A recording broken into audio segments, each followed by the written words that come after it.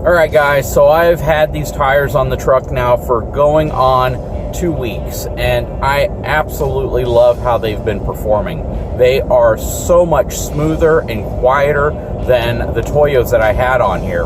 Now again, disclaimer, I absolutely did not get any of these tires at any type of a discounted price. I went to retailers or online and purchased them all outright at the price that they were advertised for. So this isn't any type of a promotion. Nothing was given to me in exchange for any type of a good review.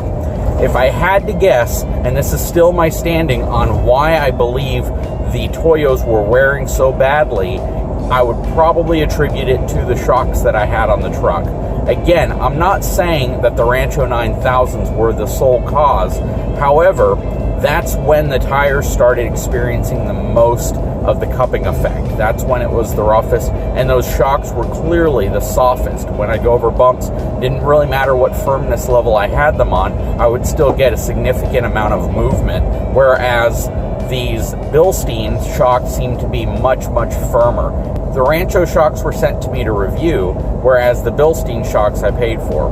And I'm going to tell you that I've had better results with the Bilstein shocks just in terms of the overall ride, in terms of making sure the truck doesn't bounce or move too much, and they've performed really well. At the end of the day, guys, I really am happy with this tire change. I'm not going to say it was an upgrade per se, but I will say that it was definitely a change.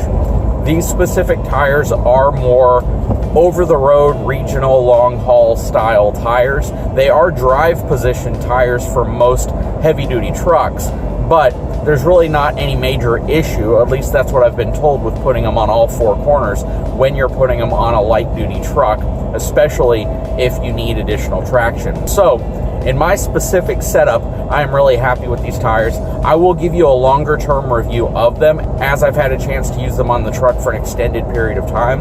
But that being said, so far, I'm very pleased, especially with the fact that they are so much quieter than the Toyo M608Zs that I had.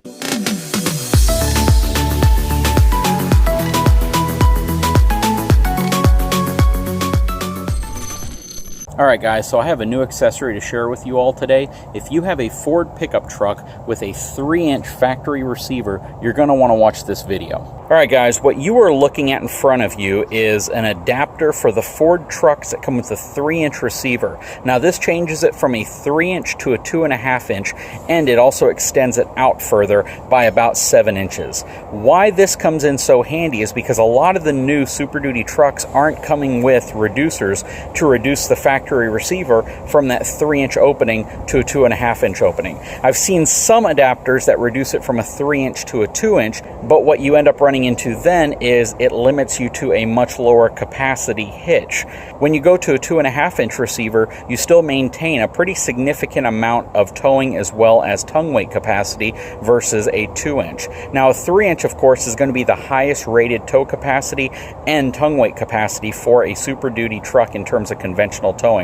But again, a 2.5-inch isn't too far off, and in most cases it's still going to give you upwards of about 2,500 pounds worth of tongue weight capacity and about 16,000 pounds worth of maximum towing capacity. So what you're looking at here is the Draw-Tite adapter. This thing is really cool and it's really beefy. They've done a fantastic job developing this into a really, really useful solution for a lot of folks who need to reduce that 3-inch opening to a 2.5-inch opening, while at the same time extending the tongue out slightly. Why this is so important is because some trailers have a relatively short A-frame section, that front section, and it doesn't permit you to turn very sharp. With this adapter, it gives you the ability to extend it out further, so you get another 6 to 7 inches of space behind the truck to be able to allow you to turn much sharper. Let's install this on the truck and show you what it looks like. Alright guys, so you can see here that I have my WaySafe hitch, and it's currently inserted into the 2.5-inch reducer that's inside of the 3-inch receiver of my F450. I've already removed one side of my lock here. All I have to do to remove this assembly is pop this pin out, and then the hitch will slide out, as well as this inner sleeve.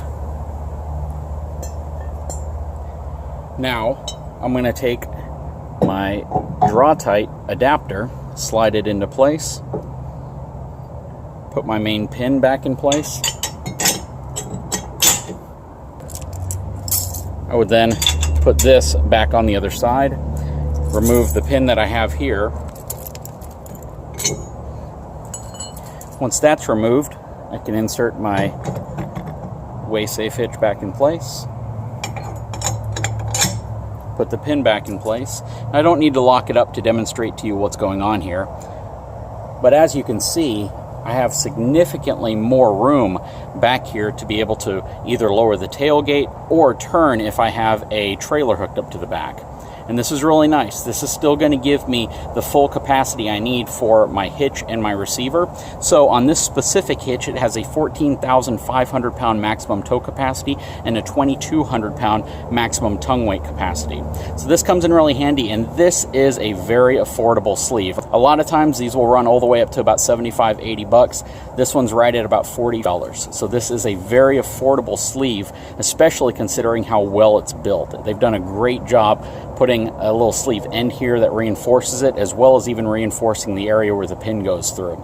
Definitely something I recommend. I will put a link in the description of this video if this is something you might be interested in. This is something that I remove when I'm not using it, simply because I don't want people to bust their shins when they walk by if I'm parked in a parking lot.